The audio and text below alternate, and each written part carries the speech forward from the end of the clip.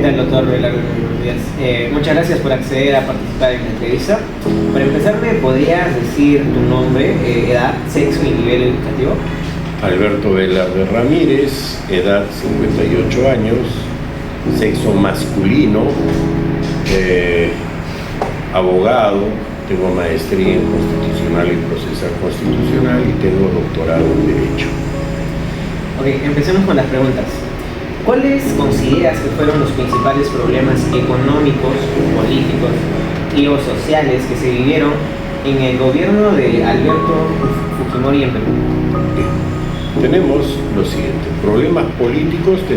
Tenía el Perú afrontaba el terrorismo de Sendero Luminoso, de Rodrigo Franco y del MRTA. Eso va por una parte política. Problemas económicos, teníamos que salíamos de una dictadura militar, vino el gobierno de Belaúnde, no se logró los objetivos económicos que se deseaban, vino Alan García, que fue desastroso, el Perú cayó en una hiperinflación. Recordemos que pasamos el sol, el INTI millón, o sea, la devaluación fue terrible, fue creciendo, iba siendo cada vez más. Esa es la parte económica. La parte social, el Perú ha tenido un problema muy serio, que es un problema de discriminación y no presencia de Estado a nivel nacional. Ello conllevaba de que sea cultivo para terrorismo y que se pueda haber dado este gran flagelo que tuvimos del terror dentro del Estado peruano. Todo ello nos conlleva a una situación que los políticos, lastimosamente, el Perú salía de una dictadura militar. O sea, no hemos tenido una vida democrática plena. Recién estamos teniendo, a partir del 80 hasta ahora, una vida pseudo-democrática, podríamos llamar, porque está bien, sí, el gobierno de Fujimori, cuando da el autogolpe del 5 de abril, fue un gobierno de facto que duró por poco tiempo, porque cuando él ya convoca elecciones, se convierte ya en un gobierno transitorio. Ahora, todo esto hubo necesidad, sí, porque con el sistema legal que se aplicaba no se podía acabar con el terrorismo. Y bueno, hay muchas cosas todavía por las que se puede trabajar, pero ese fue el efecto que ocurrió en aquella época. Una devaluación galopante, teníamos un estado en crisis con 3 movimientos terroristas que nos acechaban y había que tomar resoluciones de fuerza para poder acabar con ello. La segunda pregunta sería, ¿qué medidas se implementaron para combatir la inflación durante el gobierno de Fujimori? ¿Qué fueron o no efectivas? Claro, a ver, explico. En aquella época existía una subvención. Nosotros veníamos, como dije, del gobierno militar, todo estaba subvencionado, no había una realidad de sueldos. Se supone que todo lo que se producía era en el Perú, pero se producía de forma muy cara. Te pongo un ejemplo: un jabón Lux, que ahora es el grande que conocemos, ¿ok? En aquella época lo que era el jabón de manos, que es el pequeñito, te lo vendían, digamos, a $1. Cuando el jabón, el mismo jabón afuera, con una fórmula moderna y todo, te costaba $1, era 2 veces más grande, o te costaba 50 centavos de dólar. Aquí en el Perú te costaba $1, el más pequeñito, con una fórmula de 1958. Entonces el Perú, el empresario peruano se había acostumbrado a ganar 1000%. O sea, esto me costaba 10, yo lo vendía a 100. Y eso era lo que estábamos. Entonces existió un embalse de precios. Los precios no estaban sincerados. Lo que ocurre es de que en el gobierno de los 90 se dio el famoso Fujishock. Pero el Fujishock no solo fue creado por Fujimori. Fujimori, para tomar el poder, dice no al shock. ¿Por qué? Porque en esa época Mario Vargas Llosa, con Libertad, que se llamaba el movimiento que él representaba, decían tenemos que sincerar los precios. Y era algo que tenía que hacerse, porque vivíamos en un mundo ficticio con una moneda completamente devaluada que ya no servía. Entonces, realmente si hay algo que hizo bien a la economía, son dos cosas. La nueva constitución del 93, la economía social de mercado, eso le hizo favorable, pero para poder aplicar todo ello tuvo que haber un sinceramiento de precios. El Perú que ustedes conocen ahora, bueno, no sé si se acuerdan en los 90 o si habían nacido o no habían nacido, pero era desastroso. Sí, o sea, no era, ahora el Perú es un país estable, sólido. Eso sí, la constitución del 93 nos sirvió bastante. Creo que también su respuesta responde a la siguiente pregunta, ¿no? ¿Qué políticas sociales se implementaron durante el gobierno de Fujimori para abordar la pobreza y desigualdad en el país? Bueno, ahí lo que se dio fue una economía social de mercado, que el precio lo regula la sociedad, solo se regula. Pero el problema es que en el Perú no había inversión.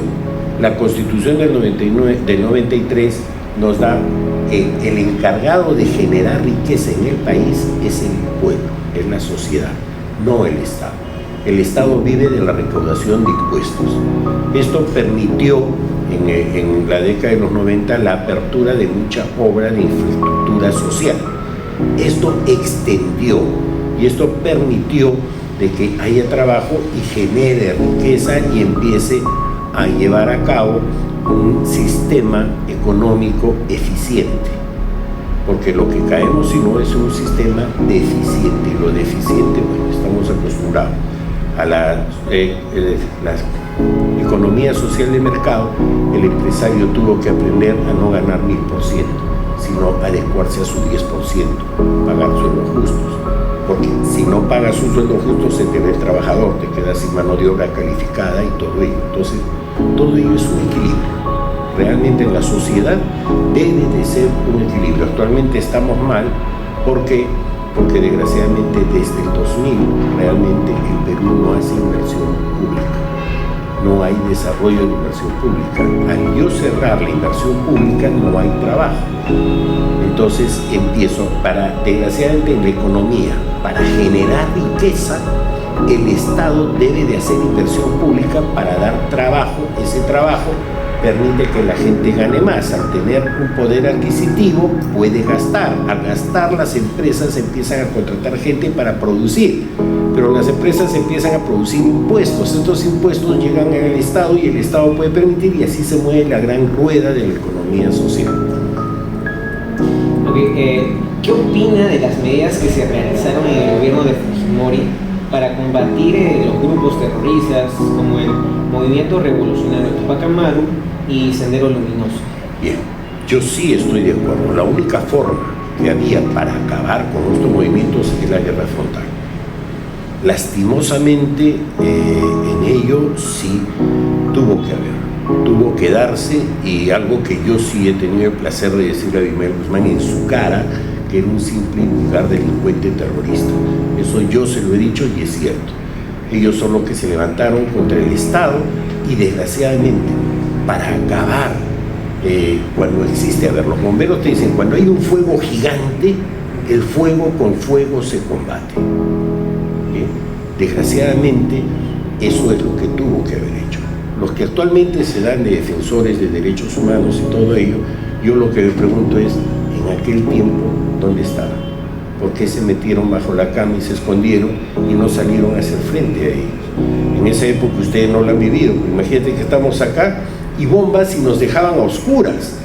O llegar al punto de extremo que fue que salió el ministro del Interior, dio un mensaje por televisión y por radio que todos se guarden porque Sendero Luminoso iba a atacar Lima. Eso es vergonzoso. Eso no es libertad.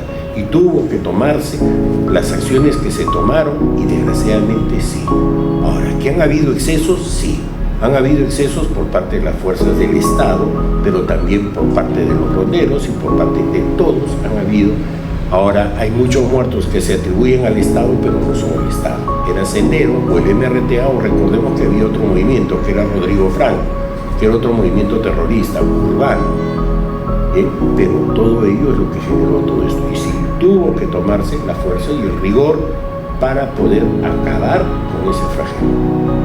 A ver, doctor Velarde, durante el gobierno de Fujimori Fujimaori se realizó una campaña de control demográfico que consistió en la esterilización de miles de mujeres, sobre todo de campesinas e indígenas. ¿Qué opinas sobre esta política? A ver, te explico, no todo es real. Bien, no hubieron las esterilizaciones como se dice. Han habido, sí, de repente sí han habido, pero no la cantidad que se dice. Bien, esto responde a una campaña de desprestigio que hubo. Yo no soy fujimorista, pero simplemente conozco gente que dice que le hicieron esterilizaciones forzosas y son actrices. O sea, no eran gente del mundo. Bien, y hecho que está demostrado que no fue así. No fue de que te agarraban y te esterilizaban a la fuerza o te hacían. No, eso ha sido una campaña. Han habido, sí, hubo un programa en el Ministerio de Salud, pero ese programa, ¿a qué correspondía? Control demográfico. ¿Y por qué era esto? Una familia tenía 5 hijos. Nacía el quinto, no es que mataban al quinto hijo, sino que ligaban trompas o daban un método anticonceptivo, porque ¿qué pasaba? Al año siguiente, esta señora que no tenía para comer, ella y sus 5 hijos, venía embarazada de nuevo y tenía el sexto, el séptimo, el octavo. Eso había que controlar. Desgraciadamente, hay medidas que son drásticas y que son duras, pero sí necesarias de tomar.